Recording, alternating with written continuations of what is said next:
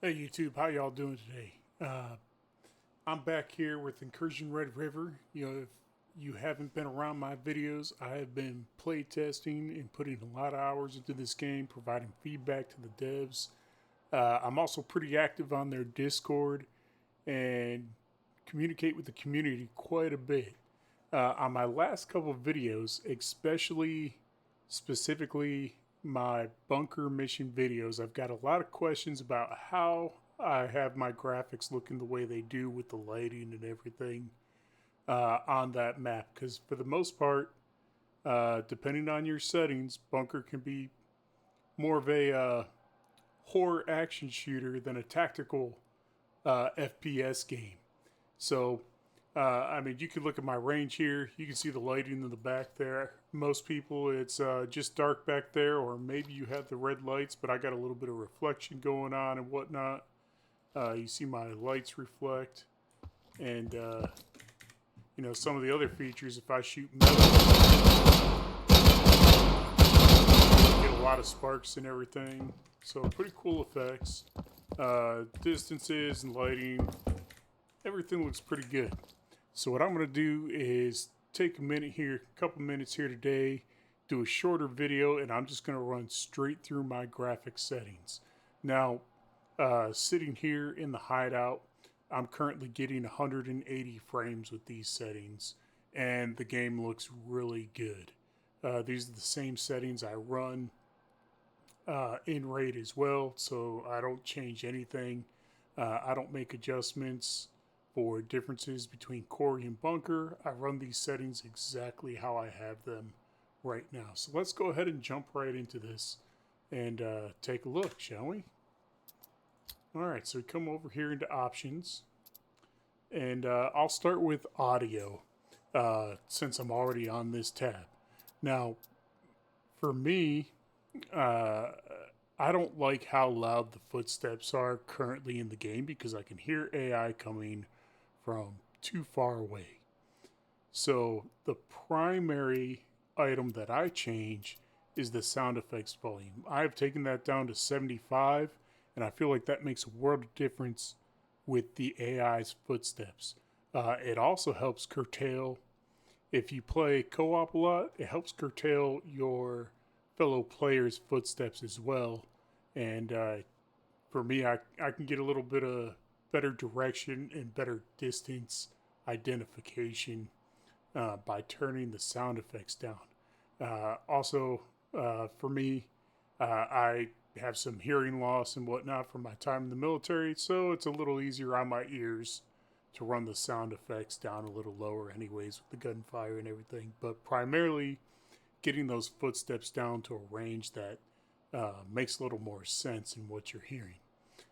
Secondly, just learned this, the user interface volume. If you turn this down to about 20 or 25%, you'll notice I am in the hideout, but that menu music, the crying, sad sound effect they have in the hideout, you can't hear mine. And the reason you can't hear mine is because I've got this turned down so low. It's still playing, it's just playing very low. But you still have your user interface click sounds. So that is all I change on here. Right now, the music volume doesn't do anything. So you can turn it on, turn it off. You can adjust this volume. It isn't going to change anything in the game at this point in time. So eventually, audio in the game is going to get panned out. It's going to have more levels, and it'll be developed because sound audio is a huge part of a tactical game like this. All right, but let's jump over to what you're really here for. You want to see my graphics settings. All right, so now I do switch this between high and epic just depending on what I'm doing. My computer room's in a small office. It's also right next to my laundry room, so sometimes it gets a little warm in here when washer and dryer going all the time. So I'll save the few degrees on my PC by dropping the settings down a little lower. So right now I have them at high. That gets me a few more FPS, and just makes all the other fancy stuff run a little better. If I put it on Epic, yeah, everything does look just a little bit crisper, but I do feel I get a little more hiccups now and then, especially on the faster gameplay and whatnot, even with my setup. So I am running a 4070 Ti as well as an i9 13900K, and I'm running the game off of an M.2 uh, solid state drive. So my game runs pretty fast. I really don't have any issues with these settings at all. All right, getting down into more detailed stuff. If you're running a 4000 series, maybe even a 3000 series, DLSS should work for you. But if it doesn't, try some of the other anti-aliasing methods out and see what works best. For me, I run this on DLSS, and my upscaling is either high or epic, just depending if I'm trying to get a few more FPS out of the game or have it look a little better. You know, sometimes I adjust it for taking screenshots or just to see how the effects look when you max out those graphic settings. The performance difference isn't huge on how many frames I get. I might go down to about 110 to 120 if I run everything maxed out, but typically I'm in the 130 to 140 range on the settings the way I have it set right now. Now, all right, I am running it in 1440p, and that's the same I record all my footage in. I do not cap the FPS limit because I don't have any issues here. Every game I play, I always turn VSync off because you're automatically going to get more frames when you turn VSync off. I do run the 110 field of view. I've played with this a lot, and I think on the latest update, I finally enjoy 110 because I don't feel like I have any tunnel vision going on. I run my ADS field of view in affected, and I can show you the difference in that in just a minute, but you'll see when you are running a non-magnified optic, it is clearly different. My motion blur is off. I do run volumetric fog. If your computer is a little bit lower spec, you may want to turn this one off as well. All right. Now, I have played with the virtual shadows here. They do look pretty nice, but they change some stuff in a manner that makes it too bright or too dark for my taste. So I found that I like the game best with virtual shadows off. All right, getting into your lighting and reflections. These are huge key settings, and they will change the way your game looks dramatically. So I do have the illumination method experimental here on lumen, but I keep the lumen scalability settings to low. Then my reflection method is also lumen. Now, when you get down to these last image settings here, highlights is going to change how bright those reflections are. So I'm not a huge fan of the way some of the lights look still, but if I turn the highlights down any further, I don't necessarily like the way they look that way either. So I would like them to have a little more definition, and so you can identify what kind of light it is. But I think they look pretty good on my game, and you really don't notice the over brightness until it gets darker at nighttime on just a few of the items in the game. Now, I played with the details, and this really crisps up the look of your game, and I run the details at max.